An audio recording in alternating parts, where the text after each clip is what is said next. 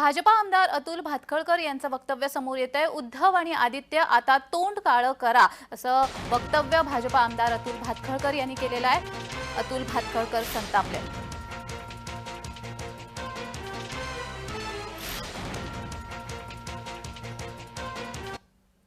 उद्धव समर्थकांकडून शिवराय पुतळ्याचं सुशोभीकरण करण्यात आलं। बाबा सावंतचं नाव समोर आलं असून बाबा सावंतचे उद्धव समर्थकांसोबत फोटो देखील समोर आलेत आणि या संदर्भात भाजपा आमदार उद्धव ठाकरे आणि आदित्य ठाकरेंना सुनावलंय। पाहूयात। पुतळ्याचा बेस आणि त्याचं सुशोभीकरणाचं कामच उद्धव ठाकरे गटाच्या कार्यकर्त्यांनी केलंय। त्यामुळे आता आदित्य ठाकरे आणि उद्धव ठाकरे यांनी स्वतःचं तोंड काळं करावं अशी मागणी मी करतोय।